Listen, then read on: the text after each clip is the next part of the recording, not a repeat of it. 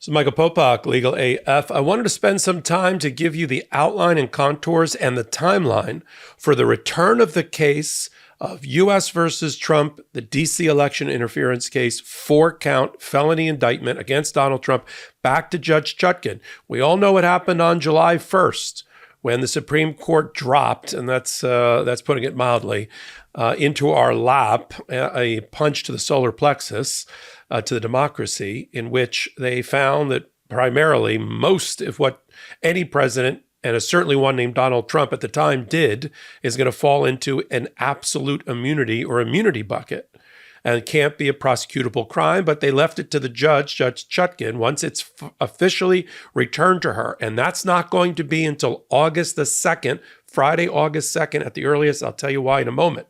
But when she gets it back on Friday, August 2nd, or Monday, the 5th, or whatever it's going to be, when she reconvenes her trial, now back up and running with these limitations, with these hurdles, with two hands and at least 1 foot tied behind her back, with a lot of work to be done. I want to talk to you about all the work that had been piling up before the December stay of the case in order to allow Donald Trump to go pursue his immunity appeal.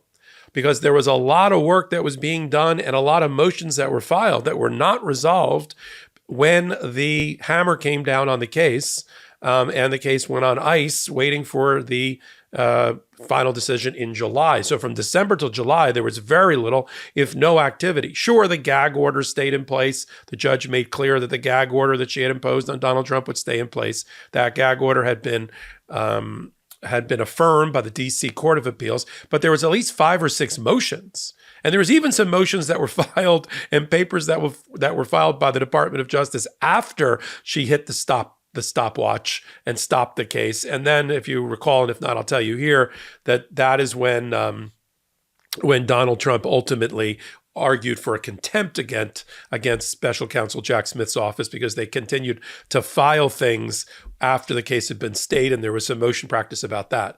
But when she gets this case back, and I'll tell you why now, August 2nd, once the court made the ruling, it becomes the law of the land and a mandate to the court, to the trial court, 25 days following the decision coming out, plus 7 additional days for the mandate. So you're looking at earliest 32 days from July 1. You're looking at Friday, August 2nd. That's the earliest. We're not going to hear any July Judge Chutkan proceedings. She may issue her order calling everybody in for August 2nd, or she may wait until August 2nd to enter that order. So it's going to be a first week in August event. And I want everybody prepared for it now of what that first hearing is going to look like, and then subsequent hearings throughout the month of August. First, she's going to have to basically get a handle on and work and develop with the opposing counsel, with the special prosecutor and the special counsel and the Trump lawyers, develop what her methodology is going to be to conduct the evidentiary hearing required by the United States Supreme Court to put into the various buckets the conduct, overt acts alleged in the indictment against Donald Trump. What falls into core constitutional power? There's about 7 of them arising out of the Constitution. The right to conduct foreign policy and treaties, commander-in-chief, issue pardons, appoint and remove agents of the executive branch, things like that. That is absolutely immune under the ruling. Then it's the what is official conduct? Official conduct is going to be presumed to be immune unless the prosecutors can get over the hurdle of showing that it won't adversely interfere with the exercise of executive privilege. And then for official conduct, you stretch it out as far as you can under the case law and the Supreme Court's ruling to its outer perimeters. And only if something drops outside that outer perimeter is that going to be unofficial conduct that can be prosecutable, and including private conduct. So that's what the judge has to get to the bottom of. So she's going to develop with the lawyers, but she makes the ultimate ruling wearing the black robe, what that evidentiary hearing is going to look like. The briefing around it, is it going to be a mini trial with witnesses? Are we going to see Mike Pence and John Eastman and Evan Corcoran and all sorts of Mike Roman and fake electors and former lawyers, now felons, Rudy Giuliani, Despard? Who's going to show up at this thing? They're going to have to subpoena them. Many of them are going to continue to take the Fifth Amendment. So we're going to sort through all of that. What documents are going to be presented to the judge, and ultimately on the public record, not sealed so that we can't see it, but in the public record so that we know as a people and an electorate and voters before the November election. She's going to have to develop that. But then she's got this pile up of 5 or 6 motions that she's going to have to get through and make her rulings. Now, Judge Chutkan is not Judge Aileen Cannon down in Florida. She's very efficient. She can do in a week what Judge Cannon has failed to do in 2 years. So she will make her way through the motions, but just so you know what's out there, that was pending on the docket at the time that the stay was entered to allow for the appeal on immunity grounds, putting the case on ice, right, in stasis, putting a pin in the case. We've got issues related to Classified Information Procedures Act. There are classified documents and classified information that the government is claiming needs to be cloaked, can't be revealed to the public, have to be sealed, and only under certain circumstances can even go to Donald Trump or his lawyers themselves. So we call that CIPA, C-I-P-A. It's very prevalent and very at center in the Mar-a-Lago case for the espionage and obstruction of justice related to the top secret documents. But there are CIPA elements in this particular indictment against Donald Trump and his claim to power. And so those issues, there is a CIPA officer that has been properly appointed under the Classified Information Procedures Act. And there are procedures that have to be followed, but the judge has to decide what Donald Trump is going to see, what Donald Trump's lawyers are going to see, and if these things are really classified information or not. So that's up there. That has to be resolved. That's not fully briefed. There is a motion to strike inflammatory allegations, according to Donald Trump, from the indictment. He doesn't like certain aspects of the speaking indictment against him that outline all of the evidence, and he thinks they're inflammatory. As they properly outline his attempts to cling to power and use the Jan 6 insurrectionists as a tool and a weapon to stop the peaceful transfer of power. He doesn't like those allegations that he pressure campaigned against election officials to get them to change the vote or deny the vote to Donald Trump, his role in the fake elector scandal. He basically doesn't like any of the allegations. So there is a motion to strike those allegations as purportedly inflammatory. It's been fully briefed, not yet decided by the judge. There is motion practice for expanded discovery that Donald Trump is trying to get his hands on. First, he's arguing in a related motion that hasn't been resolved that the prosecution team, by definition, has to be expanded beyond what it is currently defined as. They don't want it to just be the special counsel's office and the FBI that assisted them. They want it to be all sorts of other agencies, Homeland Security and the Postal Service and all this other stuff in order to promote their lawfare weaponization of the Department of Justice argument. And they want the documents to match. They want expanded discovery to be able to make out their vindictive prosecution, lawfare. Joe Biden is prosecuting Donald Trump for an electoral advantage argument. And of course, the special counsel opposes that, but that's been partially, but not yet fully briefed, and has to be briefed in order for the judge to make the rulings related to that.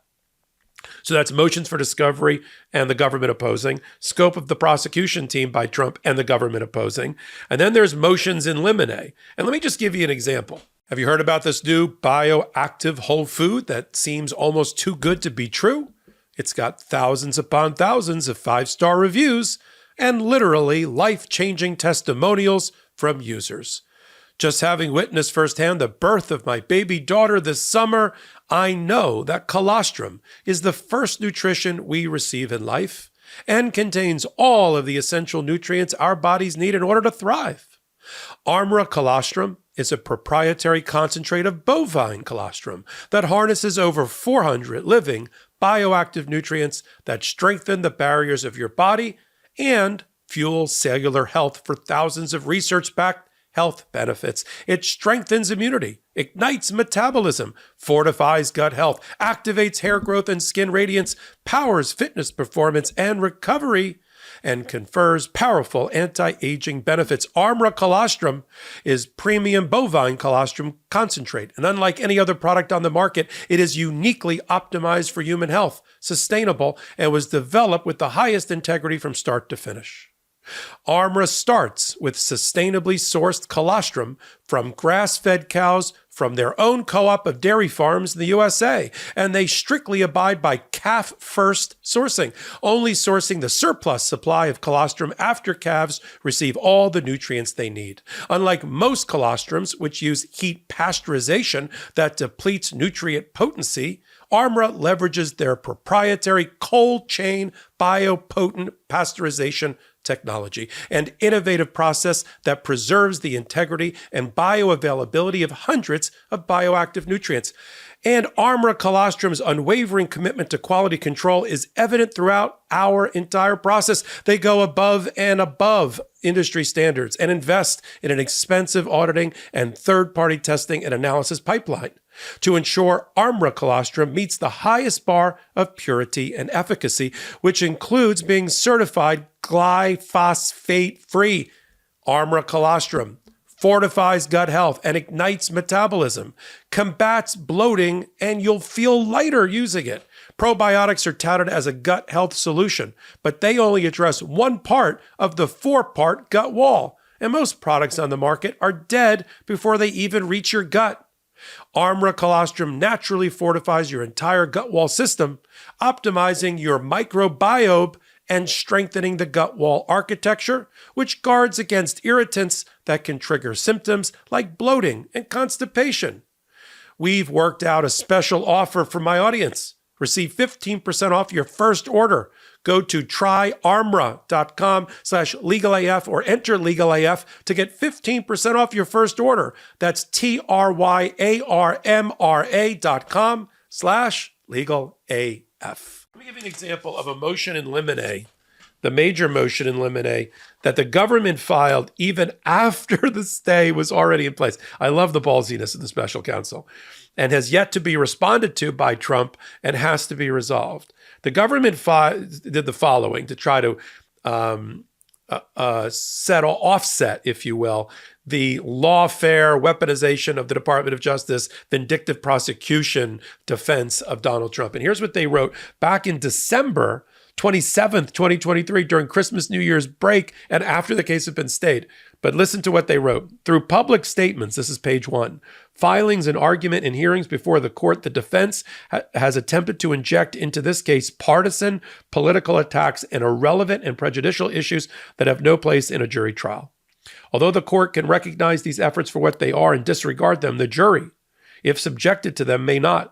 The court should not permit the defendant to turn the courtroom into a forum in which he propagates irrelevant disinformation, and should reject his attempt to inject politics into this proceeding. To ensure that the jury remains focused on its fact-finding duty and applies the laws instructed by the court, the defendant's improper evidence and argument should be excluded. And then they go on to talk about the selective prosecution claim is not an appropriate defense, that the court should prohibit the defendant from trying to baselessly inject politics in the trial or do something to impeach the investigation, call it the coordination with the Biden administration or any kind of general claim of selective prosecution. They should not be arguing the law to the jury because that's for the judge to decide. The court should prohibit evidence regarding potential consequences of the defendant's criminal case or conviction. So if Trump got up, for instance, in front of the jury and said, if you convict me, I'm going to go to jail for a long time, and it's got a cascade of terrible impacts on me, deleterious impacts on me, and I could lose the election, he should not be allowed to try to get the jury to feel sorry for him and inject politics in that way. And the court, they've also asked the court to exclude evidence regarding Donald Trump's attempts to blame Jan 6th on the Capitol Police, the National Guard, and the D.C. mayor. Okay, that's Donald Trump's other theory. It wasn't him, it was Nancy Pelosi, or who sometimes he calls by another name. It's Kamala Harris or whoever. It's the National Guard, it's the mayor, and it's the police. It wasn't me.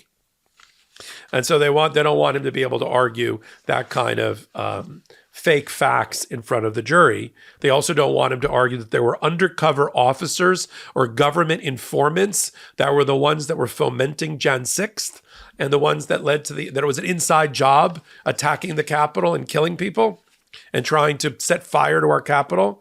And also any reference by Donald Trump that there were foreign influences that were trying to that were actually leading Jan 6th and the failure to transition power, and have him try to argue that to the jury because there's no facts for that.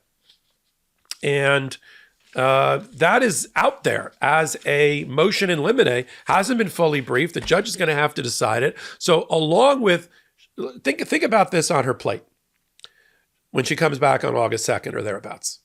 First, she's got to design the contours and the mechanics and logistics for an evidentiary hearing to do what the Supreme Court has told her to do, which is to sort out into three buckets: absolute immunity, immunity with a very high preference and very hard rebuttable presumption, or no immunity. And do that and send that and filter the entire indictment, all of its overt acts through those three filters. Okay, that's the first thing she's got to do, and figure out how she's going to do that. Then she's got to figure out, because they dropped a footnote, the Supreme Court, in their immunity decision. Oh, by the way, Fisher versus U.S., go figure out whether the obstruction of an official proceeding, 2 of the 4 counts against Donald Trump, they even survive our recent ruling.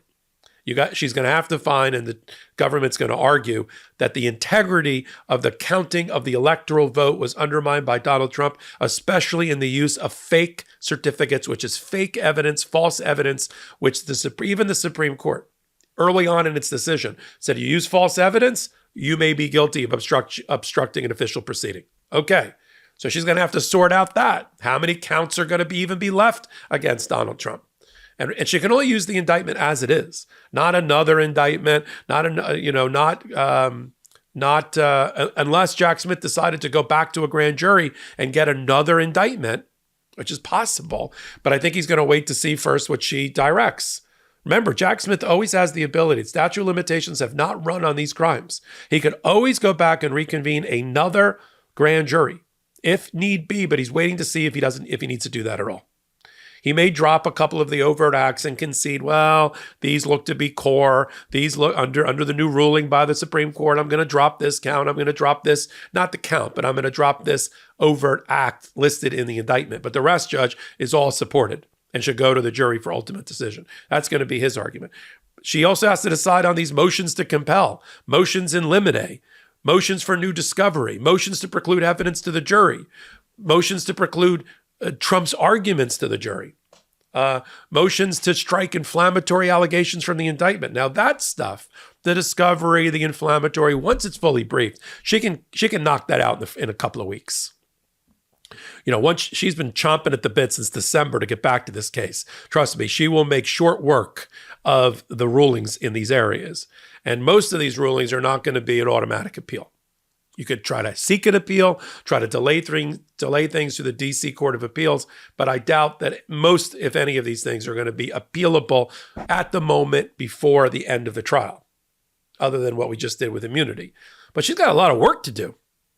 She's up for the task. 15-year jurist. She was almost a 20-year litigator before that. She knows her way around a courtroom. She knows how to preside over a courtroom and keep it moving. She's made it clear that Donald Trump's day job as running for office is not going to impact what she does to administer the criminal justice system fairly in her courtroom. And that's what we're going to watch. So I wanted to give you sort of a little bit of a viewer's guide as to what we're going to see come August 2nd or August 5th when Judge Chutkan finally calls and gets the band back together again to try to put this case back on track. Now, I'll leave it on this. The Department of Justice has made it clear publicly that they do not see November 5th as a cutoff date, or the fact that we're within 60 days or so, or coming up on 60 days before an election to stop the prosecution. That is not their guidelines. That is not in their manual. And there's nothing in the law that says they have to do that. And they're not going to. They think their cutoff, frankly, is 11:59 a.m. January 20th, right before somebody takes the oath of office, either Joe Biden is reelected or somehow Donald Trump. And they're going to continue to try this case. Now, there is time if you expand it to January, there's plenty of time to try this case. If Judge Chutkan gets this case up and running, even with another appeal, there is conceivably time, unless the Supreme Court screws us again by holding America hostage with a late ruling, there is conceivably time to get the case back up and running sometime in November. And November, December, and January, and then the case is over. But we'll have to continue to follow it right here on the MeidasTouch Network and on Legal AF. Now you know why we call it Legal AF. We sit at the intersection of law and politics, so you don't have to, every Wednesday and Saturday at 8 p.m. Eastern Time, right here on this YouTube channel, and then on audio podcast platforms of your choice. So until my next hot take, until my next Legal AF, this is Michael Popok reporting. Heary, heary, Legal AF Law Breakdown is now in session.